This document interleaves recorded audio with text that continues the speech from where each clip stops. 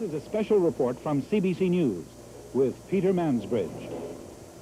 Good evening. It's all over in the United States. In fact, it was all over very quickly. Ronald Reagan has been re-elected president in what may well turn out to be one of the biggest routs in American political history. So far, Reagan has won every state from his Democratic opponent, Walter Mondale. Here are the latest figures. First, in electoral votes. 270 votes are needed to win. Reagan is already at 294. He has been declared elected. Those 3 for Mondale are from the District of Columbia. It is not a state, so Reagan still has the chance to win all 50 states. He hasn't lost one yet. In popular vote, another indication of the magnitude of this Reagan win tonight, 61% for Reagan, 39% for Walter Mondale. Of course, Americans are voting for more than just a president tonight. They're also voting for senators and congressmen. The Republicans have protected their Senate majority position and are trying to cut into the Democratic majority in the House of Representatives. It's too early to make judgments on the overall House race yet. Once again, Ronald Reagan has been re-elected for a second term tonight in the U.S. presidential race. Our next update in about 30 minutes' time. Full details and analysis later on The National with Knowlton Nash and on The Journal. I'm Peter Mansbridge.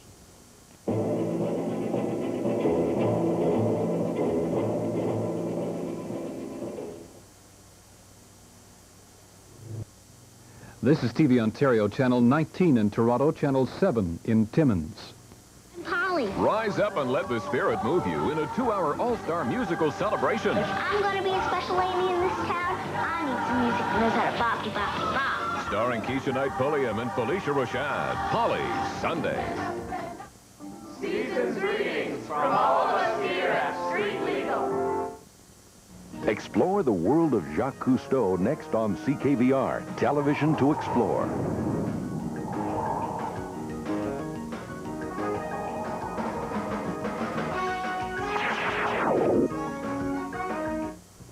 Discover the world of National Geographic. Through these creators, the heartbeat of an ancient culture pulses through a contemporary society. These are the living treasures of Japan. Discover the living treasures of Japan. Thursday, December 28th at 8, here on CKVR, Television to Explore.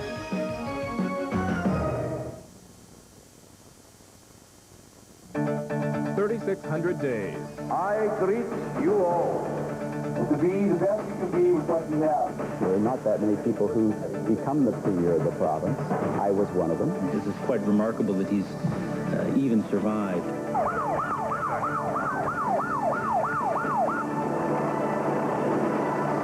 Watch 3600 Days, a look back at the 80s in Central Ontario, Friday night at 7 o'clock on CKVR. The Red Cross helping in a different way. Details tonight on Total News. Wednesday, December 27th. Tonight, on The National, the Vatican says it won't hand Noriega to the Americans. Searching secret tunnels in Romania for Ceausescu loyalists. And on The Journal, Inside the Revolution. From Bucharest, the news director of Romanian television on his country's hopes and fears. The National with Peter Mansbridge.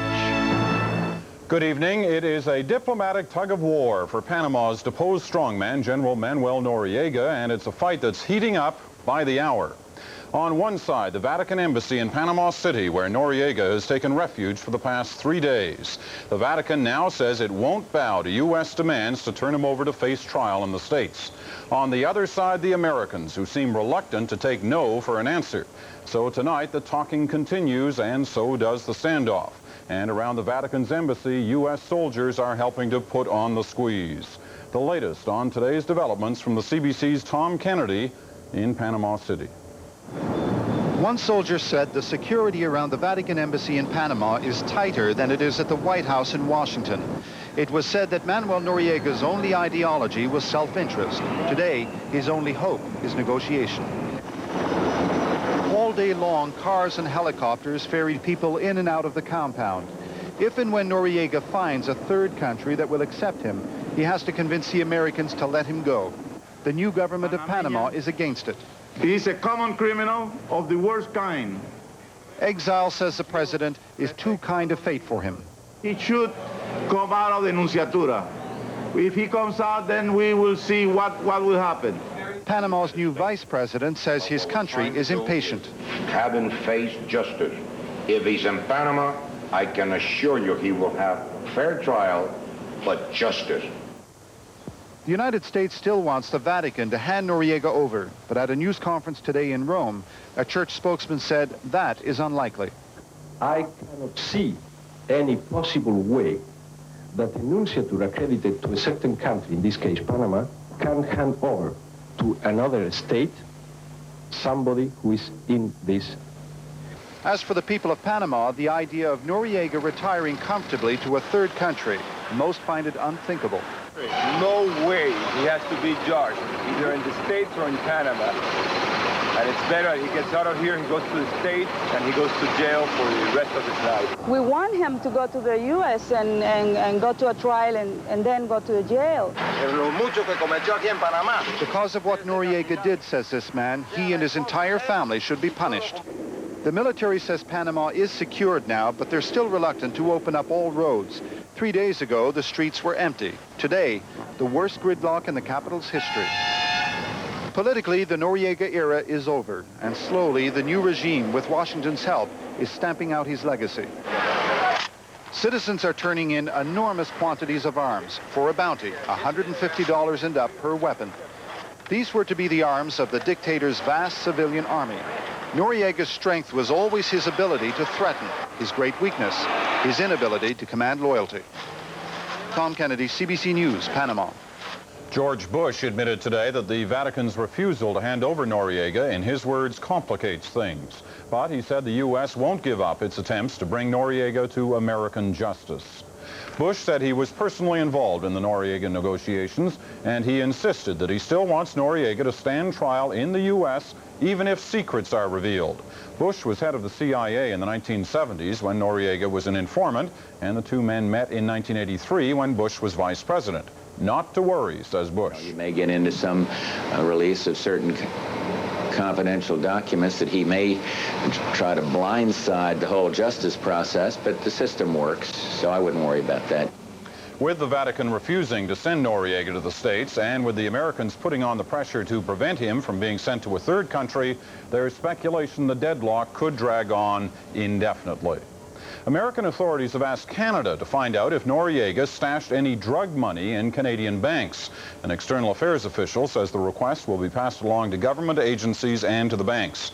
Similar requests went out to other countries. In France, authorities froze bank accounts holding almost $4 million. The U.S. Justice Department thinks that's part of an estimated $12 million Noriega hid in European banks.